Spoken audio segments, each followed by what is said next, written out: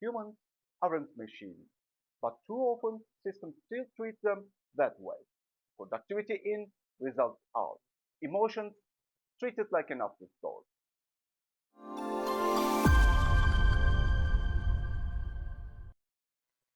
Welcome back to the Motivacraft channel. If you ever felt like that approach misses something important, you are not alone. Because real people don't just want to get things done. They want to feel something in the process. There is this old school idea that you have to pick. Do we make our system efficient or emotionally engaging? That's a trap, a big trap. Because when you design for real people, you realize these aren't the two paths. Productivity and emotion amplify each other. Think about it. You complete a task, a number ticks up. Great. Now, imagine the system adds a small ripple of color. Maybe a message appears in the center of the screen congratulating you leveling up. A teammate drops a reaction emoji. Same productivity, way more feeling. At Motivacraft, we don't separate those things. We build productivity flows that feel like progress, not just trackers. And this brings us to the crucial point. Productivity isn't linear, and neither is human engagement. People don't engage in a straight line. Some weeks they are on fire, other weeks they are tired. We work in waves, in sprints, in loops.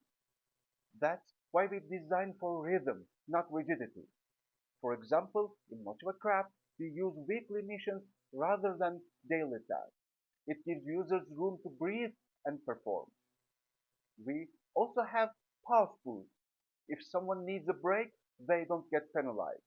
They get a moment to reset and come back stronger. There are always enough more challenging volunteer tasks which they can use to cover the gap later. You can't force flow, but you can make space for it.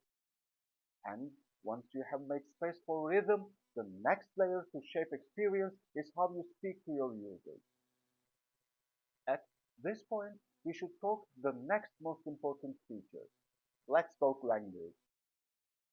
Tone isn't an afterthought. It's invisible UX. The words your system uses, they shape how people feel about the work they are doing.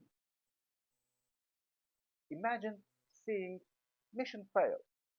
Now compare it to that one didn't land. Let's adjust and retry. Same data, different emotions. Your microcopy, your feedback messages, even your push notifications, all of it sends emotional signals. And those signals either lift people or deflate them. We spend as much time on phrasing as we do on feature logic because both matter equally. And even with the right words in place, your system still needs to guide people clearly, without pressure. A lot of systems try to push users with urgency and pressure. We go the other way. We give people maps. In Motivacraft, we use visual cues to orient people. Progress arcs, completion zones, momentum badges. When users can see where they are and where they are headed, motivation feels navigable, not forced. That's emotional clarity, and it works better than any pop-up saying, hurry up. Still, even the best design journey needs someone watching the pulse of the system and pulse of the user, not just the mechanics. Now, here is the part most platforms miss. It's not enough to design for emotion. Someone has to manage the emotional flow. We've seen amazing results not just when the system is smart, but when someone is listening. Sometimes it's an HR leader. Other times it's a sales director. Occasionally it's a curious team member who becomes the unofficial gamification whisperer. But the key is this.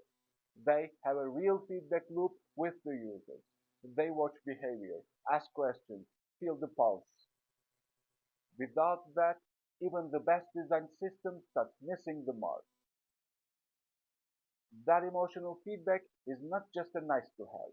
It's the operating system behind the software. Designing for complex humans means designing for their rhythm, their emotions, and their drive, all at once.